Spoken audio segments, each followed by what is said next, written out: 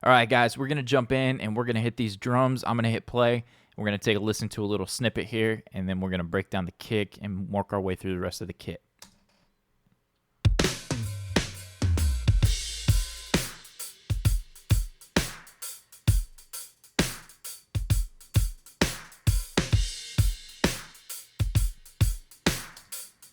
All right, very cool. Now, the first thing I want to kick this off with is this course is about mixing this song in particular. And in this song, I chose to sample replace the kick. And I've created a sub kick track that we're looking at right here. TS sub. TS stands for that sound. Excuse me. You can go to iwantthatsound.com, buy everything they have. They're incredible.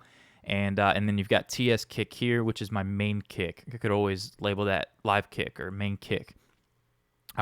I don't always replace, but we're going to talk about how and why I replaced in this case. Two reasons that I'll replace. The first would be if the drums that are given to me are absolute crap, they don't sound good at all.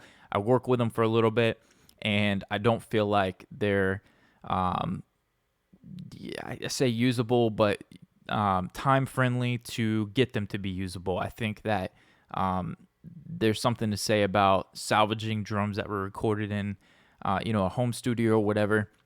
It's possible. I do it all the time. But for time's sake and running a business of mixing, I feel like the samples are there. If the groove allows it, if I pick a couple samples and they sound great, then that allows me to get in and get out and move on to other things. So that's the first reason is the quality that's given to me of the drum recording. The second reason, which is probably even more important, is I like the control that using Trigger 2 gives me for things like the attack, sustain, decay, the release. And I'm going to pull that open and show you very quickly what that will allow me to do. So when I use a live kick, almost always I'm gating so that I can tighten it up and I can control the sustain, the decay, the release of that sound. I want to make sure that it's punchy, that it gets in, it gets out. In most styles of music that I'm working in, pop, rock, acoustic, singer-songwriter, the gospel stuff, all over the board for me, it's typically kick drums that smack, they hit, and they're gone. Now, Trigger gives me the flexibility to not have to gate and achieve that tone. Instead, I've got what we see here called view curves. And if you look, I've got 0.06 and 0.07. I'm going to put those back to their normal setting, and I'm going to solo just this kick the way that we've got it processed. Actually, I'm going to bypass the EQ and everything, and we're going to go step by step. But pay attention just now to the sustain and the release, the way that the kick drum is breathing.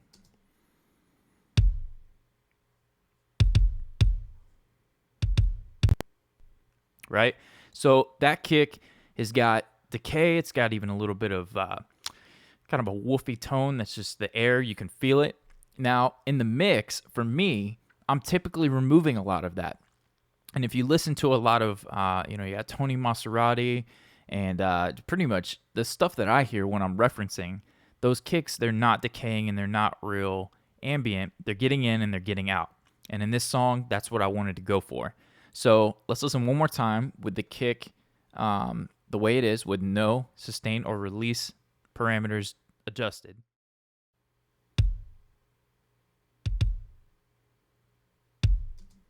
Okay, so we notice that this kick, without any sustain or release cut from it, it's got a great feel. It sounds great as just a kick. But whenever I'm listening to the bass and I'm listening to the rest of the mix, it's just not working for me. It's just a little bit too lengthy, and it takes up a lot of time and space in between those hits.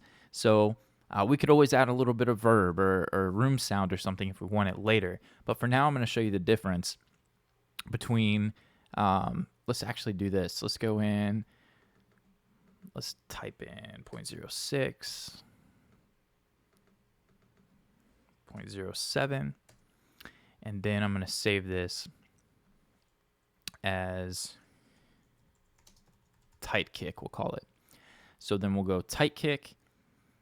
Here's our original.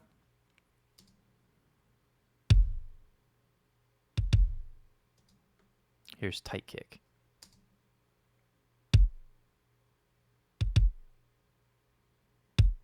Cool. For my taste and what I'm hearing when I reference other people's mixes, that's all I need. I just need that attack, I need that quick hit, and I need it to get out.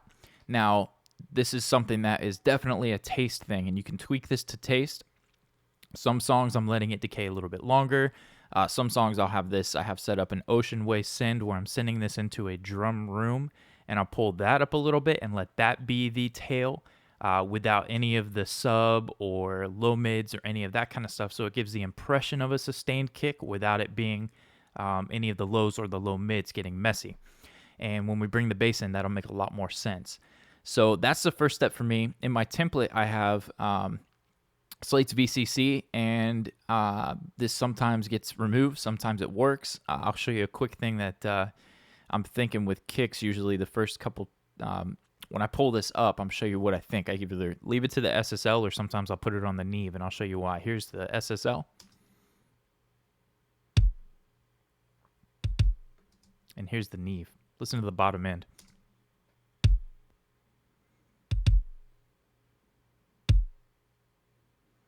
And the SSL. Tighter.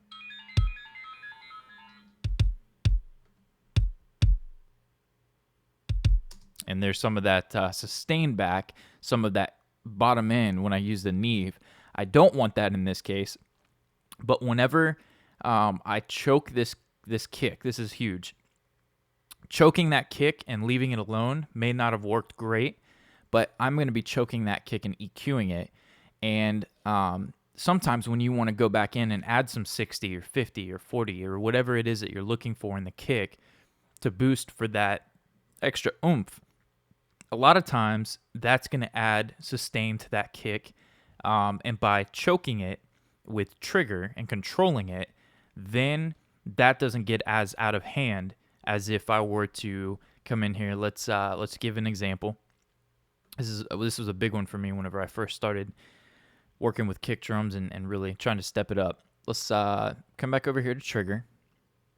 Let's put it back to the default setting, and let's go searching for a fundamental frequency to boost.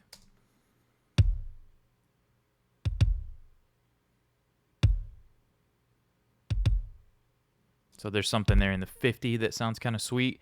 You can see I tucked it in a little bit because we're going to get to in a minute the sub kick.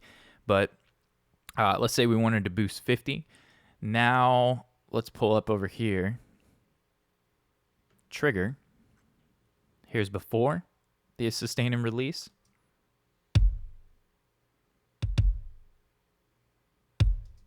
And after.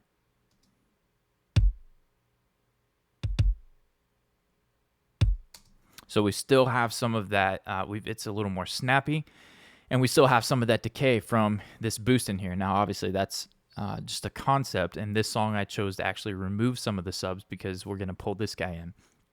For this particular kick and this particular song, I felt like I was missing a little bit of this mid-range, and all I can say about that is it was an ear to taste kind of thing. I was listening on my Yamaha HS5s, I was listening on my headphones in the context of the mix, and I felt like this particular kick sample that I chose needed a little bit more there. So there's not much of a science behind that. It was just using my ears. I felt like it was a little bit too clicky for the song. I wanted it to be more of a felt kick and not a clicky kick or a rock kick.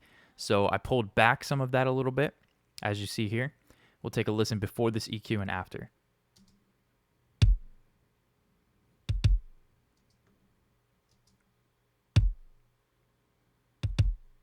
Cool. Now, it seems a little bit thin, and the reason why is because I'm working with a sub kick here. And let's hear that as it's processed. Now, you won't hear this on, if you're listening on a phone or laptop speakers, you'll need to throw in some earbuds, some good headphones, pull open your speakers. This is where you'll hear this. I'm going to turn it up so you can really feel it.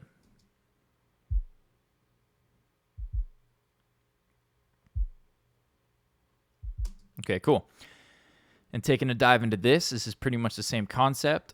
I'm going to pull open trigger. I've used the same sample in this case, and I'm going to dial the tune up or down as it's playing, and I'm just going to listen for where the kick starts to feel good without any EQ or anything like that.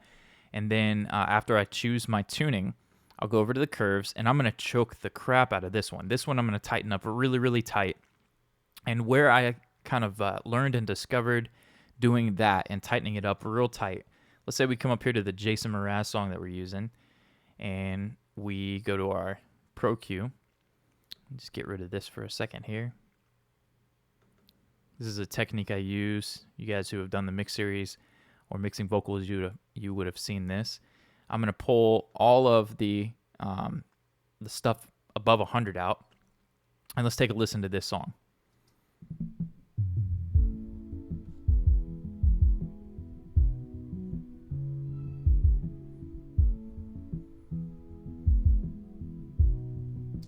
Cool.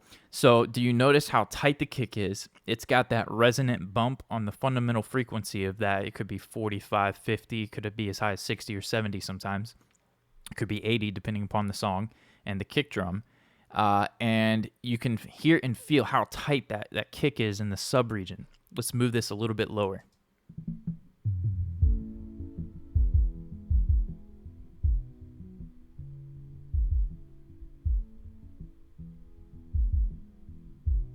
Very cool.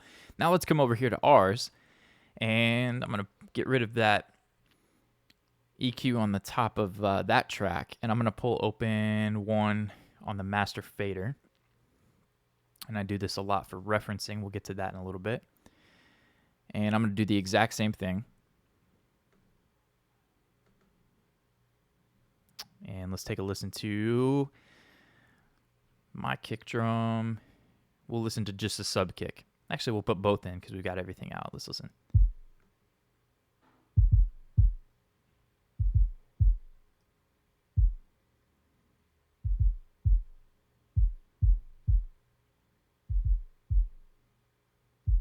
Okay, so just below 60 here. Watch what happens whenever let's do another safe settings. We'll call this tight sub kick. Take a listen to what happens whenever I put these back to their default position and let the sub ring out, and when I let this ring out.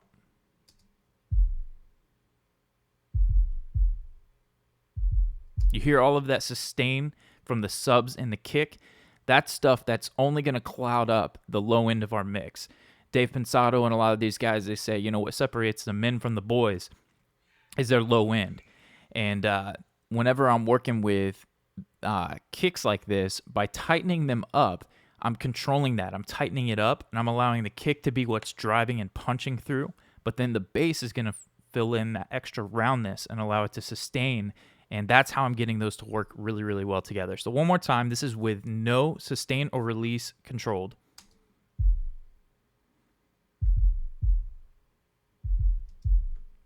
And then I'll try to do this quick.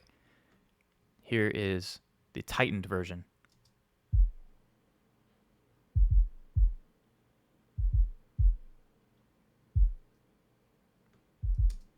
And then Tony Maserati's.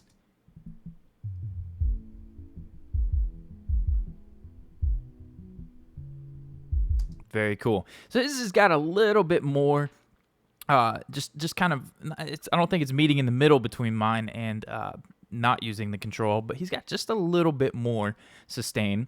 So we could reference that and make a choice to taste if we want to increase and allow a little bit more, or not. And all we'd have to do for that is to come in here and adjust the sustain, maybe pull that back one dial and listen to that now.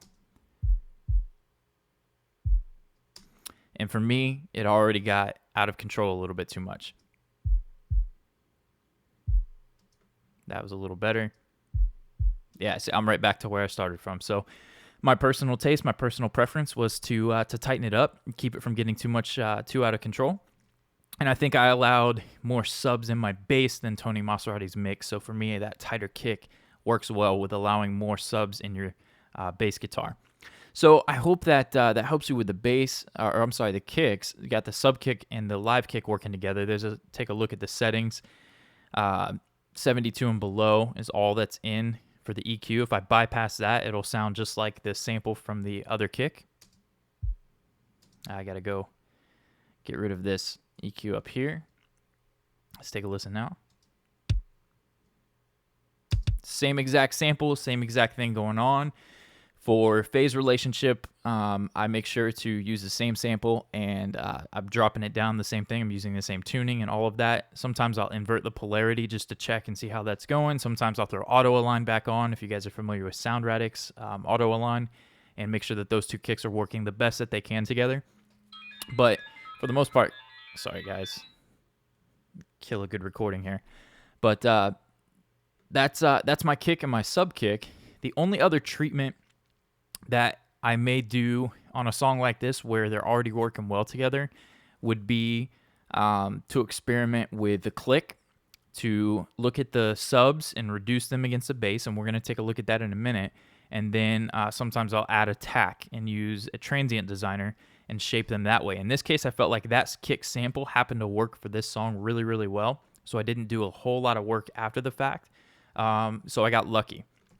Just in case you're working with a kick that suffers from attack, you don't have the That Sound library, you're not working with that one. Let's solo these guys and pull open how I might address using attacker.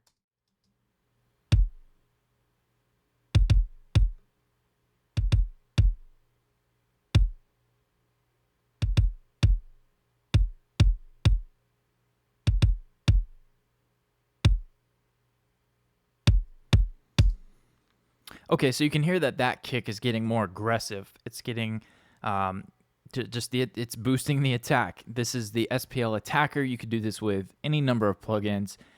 There's a free plugin from Flux. I'll try to put a list together. There's a ton of free plugins that do the same and similar thing. But in this song, let's pull open just the drums and listening to the drums as a whole and remembering what this sounds like. Remember, I've got the music inactive right now.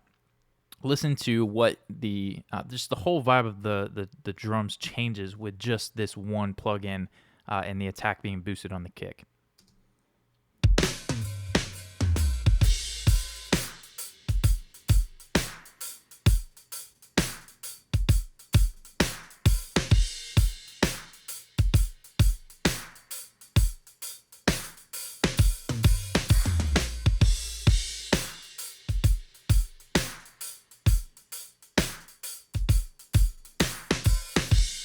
Do you hear that when I bypass that? It's almost like I can relax again. I'm breathing again, and the song has got the softness that it deserves, that the writing is calling for. Maybe I'm being a little bit dramatic, but for me, the attack is like, I'm getting hyper, I'm getting excited. I'm like, man, this is like, punch me in the face. So it's a bit extreme to say that, but rewind that, listen again, and just think about how aggressive it feels, and then to where it just kind of relaxes and fits more the groove of the song, the groove of the kick drum. You don't even have to have the music in to feel that, in my opinion, there. So no attacker in this song, but I use it all the time, especially when we've got big guitars left and right. Hip-hop, I use it a lot when I really want punch for that to hit. That's a great tool. Sometimes I'll put attacker just on my sub kick so that the subs kind of hit you in the rear when you're driving down the road. But real simple in this song, I felt like the sample did a great job. Cleaning up the sample to fit the rest of the drums was, as to taste and appropriate. Listening, using my ears. Down here, this was, let's play this for you so I don't just leave you stranded on this particular kick and EQ. The kick is called Tidy Natural. NAT stands for natural, from the That Sound library. And the removing of the subs down here is mostly in part to me using the this sub kick right here. It's going to fill in a lot of that, and we're blending it to taste. That was at about probably -13, -14. Let's listen to this kick before I remove the subs and then after.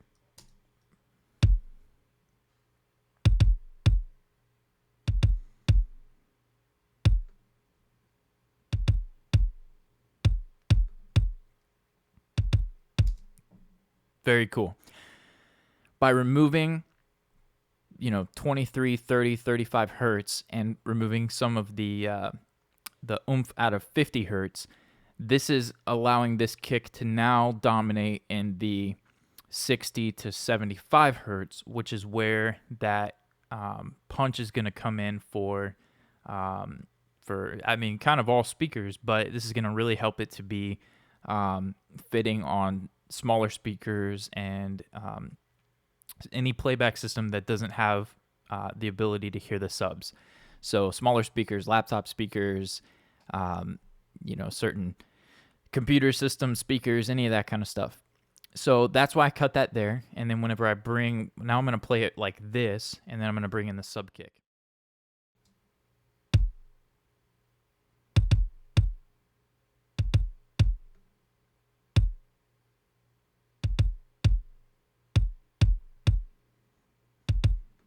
I'm going to exaggerate that so you can hear what it's doing.